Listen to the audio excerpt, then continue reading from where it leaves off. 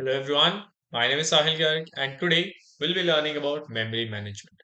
आज हम समझेंगे कि पाइथन जो कि काफी इंटरेस्टिंग लैंग्वेज है, ये मेमोरी को कैसे मैनेज करता है। बिकॉज हमें पता है कि पाइथन एक कोडिंग लैंग्वेज है जिसमें हम अलग अलग टाइप के डेटा को यूज करते हैं, अलग अलग टाइप के प्रोसेसेस यूज करते हैं और हर एक प्रोसेस कोई किसी ना किसी टाइप का एक डेटा जनरेट करता है। तो ऑब्वियसली अगर डेटा जनरेट हो रहा है तो हमें मेमोरी भी चाहिए उसके लिए। वो मेमोरी आती कहाँ से और उसे कैसे मैनेज किया जाता है। तो पाइथन एक ऑटोमेटिकली पाइथन मेमोरी हमारे एक ऑपरेटिंग सिस्टम से लेता है। जब जिस भी यूनिट में या जिस भी एरिया में वो रन हो रहा होता है, जिस एनवायरनमेंट में वो रन होता है, उसमें से वो एक मेमोरी का यूनिट लेता है। और उसके अंदर भी दो टाइप्स में यूज करता है। एक तो अगर आपको इसे कोई बड़ा मेमोरी का यूनिट चाहिए तो ऑब्वियसली वो एक ऑपरेटिंग सिस्टम से मिलेगा, बट साथ ही साथ वो एक छोटा सा मेमोरी का पूल भी खुद से अपने पास रखता है। जिससे बेनिफिट क्या होता है कि हम फास्टर प्रोसेसिंग कर पाते हैं अपने टास्क के लिए, या जहाँ पे थोड़ा बहुत डेटा चाहिए वहां पे हम डायरेक्टली उस पूल में से मैनेज कर लेते हैं।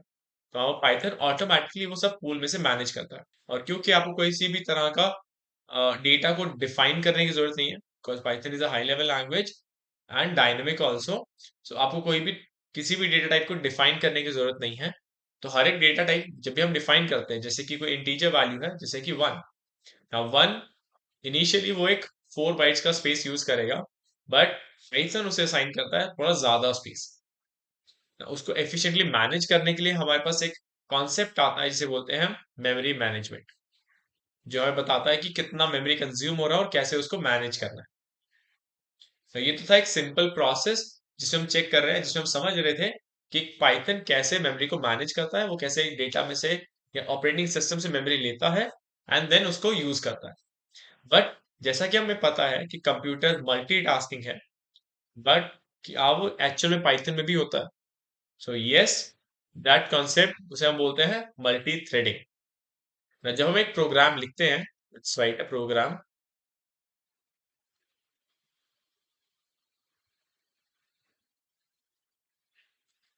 तो हम इसके लिए एक लाइब्रेरी इंपोर्ट करते हैं which is called as threading.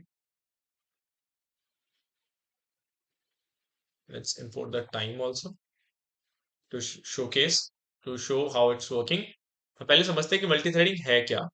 So multi threading एक प्रोग्रामिंग का कॉन्सेप्ट है जिसमें एक प्रोग्राम के मल्टीपल थ्रेड्स को साइमल्टेनियसली वर्क करते हैं।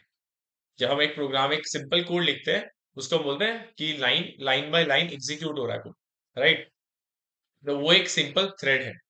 बट जब आपको मल्टीपल लाइन का कोड या मल्टीपल कोड्स को एक साथ रन करना, पैरेलल रन करना एकदम, उसे हम बोलते हैं मल्टीपल थ्रेडिंग या multi threading. Okay, now thread के एग्जीक्यूशन यूनिट होते हैं जो एक प्रोसेस के अंडर क्रिएट होते हैं और मल्टीटास्क को कंकरेंटली एग्जीक्यूट करने में मदद करते हैं। पाइथन में मल्टी थ्रेडिंग का सपोर्ट है, लेकिन एक पॉइंट याद रखें कि पाइथन ग्लोबल इंटरप्रेटर लॉक के कारण एक ही समय में सिर्फ एक थ्रेड ही पाइथन बाइट कोड एग्जीक्यूट कर सकता है। इसका मतलब है कि मल्टी थ्रेडिंग का फायदा तभी है जब आप सीपीयू बाउंड नहीं है, जैसे कि आईओ ऑपरेशंस, जैसे कि फाइलिंग सिस्टम या आईओ ऑपरेशंस। उस केस में ही आप मल्टी थ्रेडिंग का बेनिफिट आप ले सकते हैं। तो एक बार चला के देखते हैं कैसे ये काम कर रहा है। एक पूरा कोड लिखते हैं मल्टी थ्रेडिंग के लिए। तो हम क्या करेंगे, सिंपल दो फंक्शन बनाते हैं। प्रिंट नंबर्स, क्या करेगा, सिंपली प्रिंट करेगा नंबर्स को फॉर आई इन रेंज 5। हम क्या करें, 5 नंबर्स को प्रिंट करवा रहे हैं और हर एक के बीच में थोड़ा सा टाइम डाल देंगे ताकि वो थोड़ा स्लो प्रोसेस करे, ताकि हम चेक कर सके कितना टाइम लग रहा है या कितनी जल्दी वो हो रहा है प्रिंट। ओके, तो एफ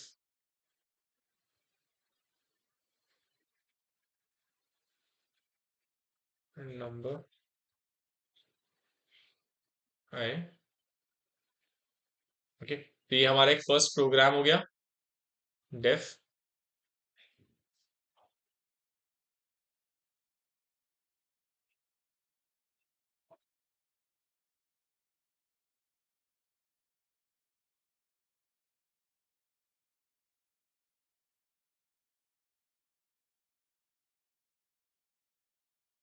तो यहाँ पे हम क्या कर रहे हैं, हम कैरेक्टर्स को प्रिंट करवाएंगे, इस वाले में लेटर्स प्रिंट कराएंगे ABCD में से। और सेम हम यहाँ क्या करेंगे, टाइम डॉट स्लीप, ताकि 1 सेकंड का उसमें ब्रेक रहे। देन हम प्रिंट कराते हैं,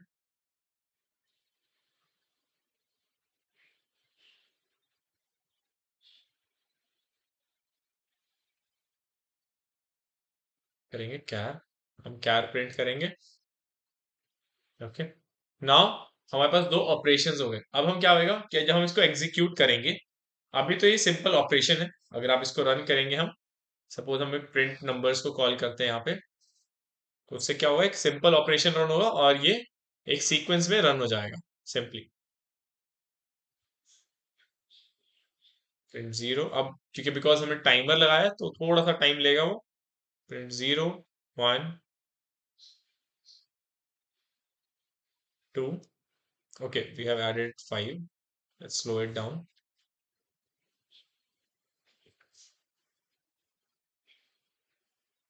तो हमारे पास 4 नंबर्स प्रिंट हो गए, 5 नंबर प्रिंट हो गए, जिसने ऑलमोस्ट 25 सेकेंड्स लिए, जो हम यहाँ पे देख सकते हैं। 25 सेकेंड्स, तो 5 सेकेंड का टाइम था उसमें, अब मैंने चेंज कर दिया। अब देखते हैं इसको मल्टी थ्रेडिंग से कैसे यूज करेंगे। तो हम क्या करेंगे, अब इनको एक थ्रेड प्रोसेस में डाल देंगे। Thread 1 threading, threading dot thread, हम थ्रेड बना रहे हैं उन पर्टिकुलर वैल्यूज का, जो हम देंगे टारगेट है हमारा प्रिंट नंबर्स। तो पहला ऑपरेशन हो गया, आ गया हमारा प्रिंट नंबर्स, इसमें हमें डिफाइन करने की जरूरत नहीं है। सिमिलरली हमें सेकंड थ्रेड बनाएंगे, threading dot thread target is equal to print letters. Okay, so हमने क्या किया, यहाँ पे हमने दो थ्रेड्स बना दिए। अब ये दो थ्रेड्स क्या है, अभी भी ये ज्यादा वैसे मिक्स नहीं होंगे। अभी क्या होगा, अब हम इनको स्टार्ट करेंगे, इन दोनों थ्रेड्स को हम स्टार्ट करेंगे। अब क्योंकि हमने ये दो थ्रेड बना दिए, अभी तक क्या हो रहा था, वो सिंगल सिंगल थ्रेड एग्जीक्यूट हो रहा था। नो, ये दैट इज ऑटोमेटिक प्रोसेस, कि वो ऑटोमेटिकली एक लाइन बाय लाइन कोड में एग्जीक्यूट कर रहा था। बट क्योंकि अब हमने दो थ्रेड्स बना दिए, अगर हमें स्टार्ट करना है, हम क्या करेंगे, simply thread 1 dot start, thread 2 dot start. अब इससे क्या होगा, दोनों थ्रेड्स आपके स्टार्ट हो जाएंगे।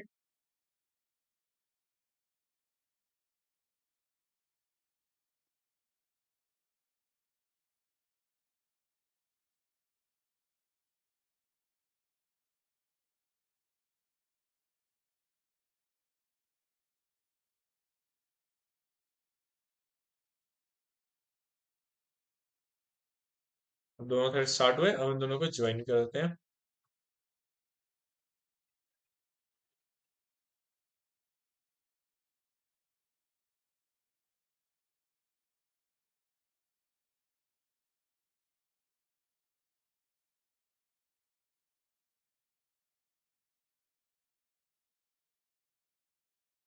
इन दोनों को हम एक साथ रन करेंगे यहाँ पे।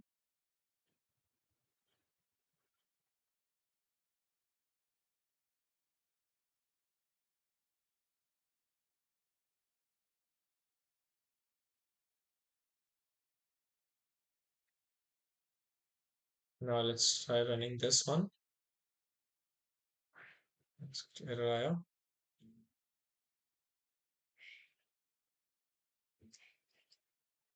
Let's re-execute this.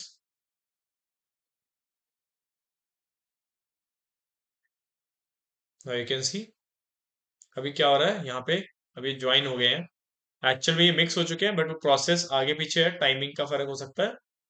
हम देख सकते हैं यहाँ पे ये एक दूसरे के अंदर ज्वाइन कर गए हैं प्रोसेस, और आपको पैरेलल थ्रेडिंग मिल रहा है। अब वो ऑपरेशंस पैरेलल ही हो रहे हैं।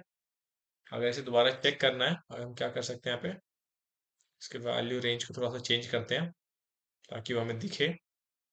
लेट्स से 5 and 5, ताकि थोड़ा स्लो रहे, बिकॉज वो काफी जल्दी एग्जीक्यूट हो रहे हैं। तो अब इसको दोबारा से रन करके देखते हैं। हमने नए थ्रेड्स दोबारा अपडेट किए, तो उसमें टारगेट्स अपडेट हो गए हमारे। और अब इसको अगर हम रन करते हैं, पहले हमारे दोनों थ्रेड स्टार्ट होंगे एंड देन वो ज्वाइन हो गए।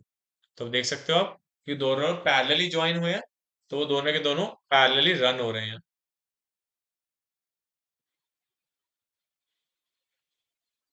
बिकॉज वो टाइमिंग का कोलैप्स है इसलिए वो शायद आगे पीछे ऐसे प्रिंट हुए हैं, बट ये बहुत नॉर्मल है बिकॉज वो दोनों के दोनों पैरेलली प्रिंट हो रहे हैं, तो इसलिए वो आगे पीछे हो सकते हैं। तो ये है हमारे मल्टी थ्रेडिंग का कॉन्सेप्ट, जिसमें हम देख रहे हैं कि वो एक्चुअल कैसे दो टास्क को पैरेलली रन कर रहा है। इसमें प्रिंट नंबर और प्रिंट लेटर फंक्शंस हैं जो दोनों अलग अलग थ्रेड पे रन होते हैं, और क्योंकि हमने टाइमर 5 सेकेंड्स का यूज किया है उसकी वजह से दोनों थ्रेड्स के बीच में टाइम आ रहा है, 5 सेकेंड्स का ब्रेक आ रहा है, जिसके बाद वो एक वैल्यू को प्रिंट कर रहे हैं पैरेलली। इस प्रिंटिंग रिजल्ट में क्या दिख रहा है हमें, कैसे वो नंबर्स प्रिंट हुए हैं और कैसे रिसोर्सेज को कंज्यूम कर रहे हैं, ताकि हम दो वैल्यूज और दो प्रोग्राम को एक साथ रन कर सकें। इस तरीके से हम मल्टी थ्रेडिंग यूज करते हैं।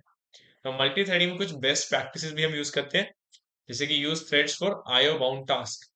इसका मतलब क्या है, multi threading is more beneficial for IO bound task where threads can wait for external resource like files, network request and without blocking the entire program। इसका मतलब क्या हुआ कि जब आपको कोई प्रोग्राम, जैसा कि हम एग्जांपल दिया कि नेटवर्क रिक्वेस्ट या फिर कोई फाइल का ऑपरेशन है जिसको पैरेलली आपको रन करना है, यहाँ पे आपका प्रोसेस वेट कर सकता है। बिकॉज सपोज नेटवर्क चला गया बट बाकी का प्रोग्राम रन हो रहा है, उसको नेट की जरूरत नहीं है, तो क्या कर सकते हैं, वहां पे उसको आप पैरेलली रन कर लो, और जिसको नेट की जरूरत है उसको आप अलग से रखो, उस पर एक अलग थ्रेड पे डाल दो, ताकि वो अगर कहीं पे नेटवर्क में कोई प्रॉब्लम भी है तो वेट कर ले, वो पैरेलली चलता रहे और आपके साइड में यहाँ पे चलता रहे। इससे बेनिफिट क्या होगा कि आप एक आप टाइम को वेस्ट किए बिना आप कोड को एग्जीक्यूट कर पा रहे हैं।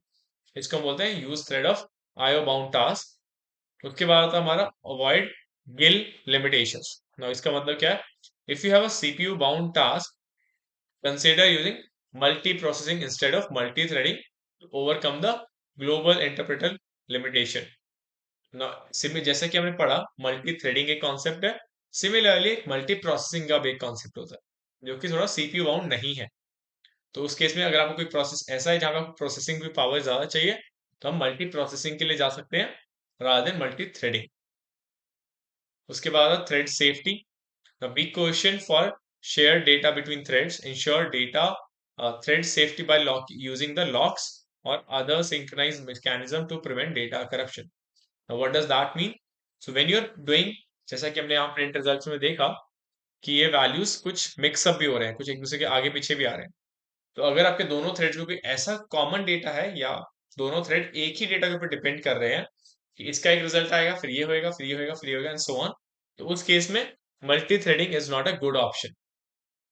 Okay, so that is where we have to use a better ways, ताकि वो डेटा करप्ट ना हो जाए। ठीक है, तो हमें बेटर सिंक्रोनाइजेशन थोड़ा बेटर करके रखना पड़ेगा। हम ऐसे डायरेक्टली नहीं जा सकते, हमें थोड़ा सा कॉशियस रहना पड़ेगा उस केस में, थोड़ा सेफ रखना पड़ेगा। फिर आता है हमारा अवॉइड एक्सेस थ्रेड क्रिएशन। अगर आप किसी चीज पे कुछ ज्यादा ही थ्रेड्स चला दोगे तो भी एक प्रॉब्लम होगा ओवरहेड का। अब ये होता क्या है कि आपके प्रोसेसर पे बहुत ज्यादा लोड आएगा, जिसकी वजह से काफी सारे प्रॉब्लम्स आ सकते हैं हार्डवेयर बेस पे भी। तो इट इज बेटर कि हम दोनों के अंदर बैलेंस बनाए, जितना हमें काम करवाना है प्लस जितना वो काम को झेल सकता है उसको हम बैलेंस करके चलें। उसको हम बोलते हैं अवॉइड एक्सेसिव थ्रेड क्रिएशन। और फाइनली आता है यूज थ्रेडिंग मॉड्यूल, जो हमने यूज किया मॉड्यूल जिसको हमने इंपोर्ट किया था। The Python provides threading module for working with the threads. Now use this module to create manage threads in the Python programming language. तो थ्रेडिंग मॉड्यूल जिसको हमने यूज किया था, अब हमें उसी को यूज करना चाहिए रादर किसी और थ्रेडिंग मॉड्यूल को यूज करें, because threading module already Python के अंदर मिलता है हमें। तो हमें किसी और अलग से टूल की जरूरत नहीं है, बिकॉज वो ज्यादा बर्डन डाल सकता है हमारे सिस्टम के ऊपर, बिकॉज वो ज्यादा ऑप्टिमाइज ना भी हो हमें नहीं पता। बट पाइथन में जो थ्रेडिंग ऑपरेशन मिलता है वो ज्यादा बेटर है, ऑप्टिमाइज्ड है, तो हमें वही यूज करना चाहिए। तो मल्टी थ्रेडिंग को अगर हम ऑल ओवर समराइज करें, तो एक कॉन्सेप्ट है जिसकी वजह से हम मल्टीपल प्रोसेसिंग, मल्टीपल थ्रेडिंग या मल्टीपल ऑपरेशंस को एक साथ पैरेलली एग्जीक्यूट कर पा रहे हैं, अपने पाइथन को मल्टीटास्किंग वाला एक फील दे पा रहे हैं। इसके लिए हम यहाँ पे हम यूज करते हैं multi threading. That is all about multi threading. Next video में हम मल्टी प्रोसेसिंग के बारे में भी बात करेंगे। That is all for today. Thank you everyone.